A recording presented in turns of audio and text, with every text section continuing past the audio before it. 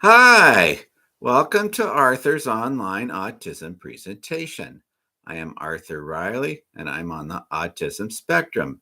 Today is part two of four presentations sharing many of my autism related obsessions. Today I will go into my teenage years, my continued obsessions in sporting events, especially in baseball games.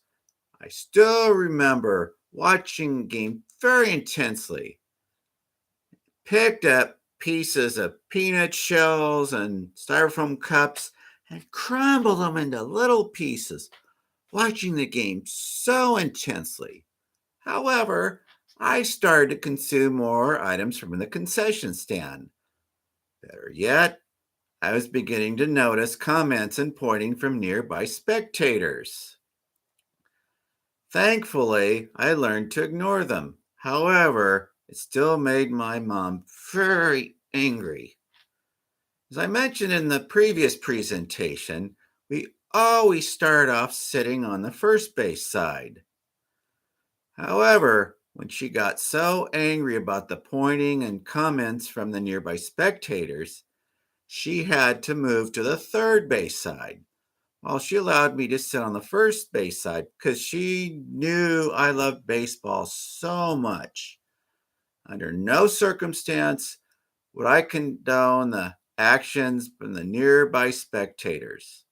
On the other hand, I considered it a very important wake up call to the point that my comments and actions drew negative attention towards me. And I had an amazing gift of remembering stats from my favorite sports teams. I remember starting about age 14 or 15. I was a devoted Raider fan, especially during my teen years, to the point where I often wore silver and black, which were their team colors. Plus, I still remember like it was yesterday the two times they made it to the Super Bowl. I'd be so intense, hoping they'd win to the point where I have knots in my stomach. I was happy to say that they won both times.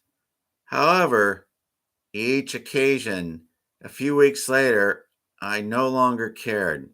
I looked back and realized what a bunch of wasted energy worrying about something I had absolutely no control of.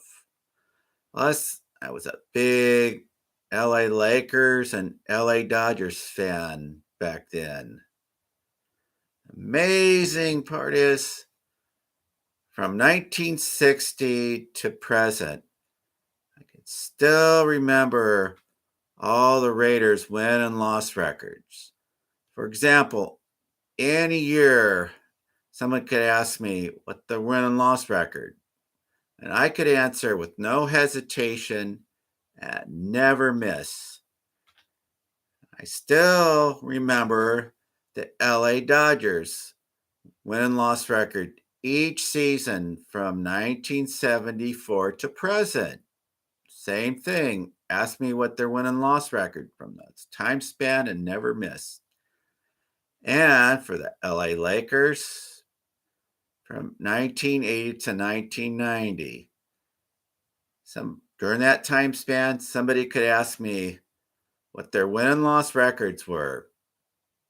The amazing thing about the Lakers, during that time span, which I just mentioned, I could still remember the stats of all their playoff games they played back then.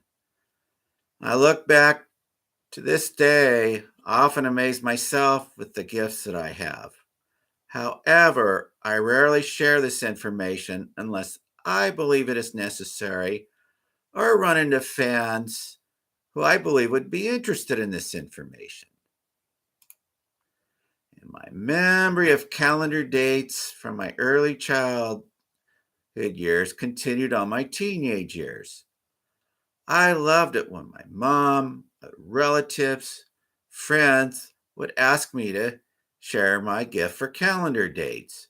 And as I mentioned in my previous presentation, somebody could ask me the day of a week certain day fell on. For example, May 5th, 1975. I would answer with no hesitation, and I never missed. Everybody's asking me birthdays, holidays, anniversaries, any special occasion, you name it. I was able to give the days of the week, once again, with no hesitation and never missed. Plus, at school, I considered flattering when my friends asked me to show off my calendar skills because I considered it a boost to my self esteem. On the other hand, I felt I was being used by other students who I believe did not have my best interest at heart. So I pretended I no longer had that skill.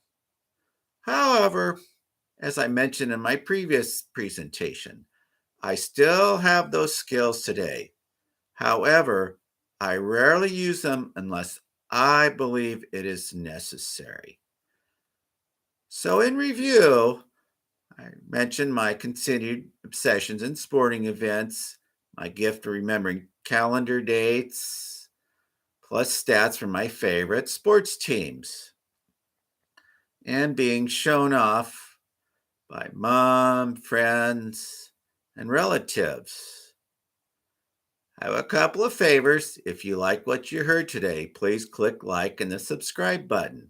My next presentation will be part 3, sharing obsessions from my early adult years. So I will see you then. Have a great day. Yeah, I think this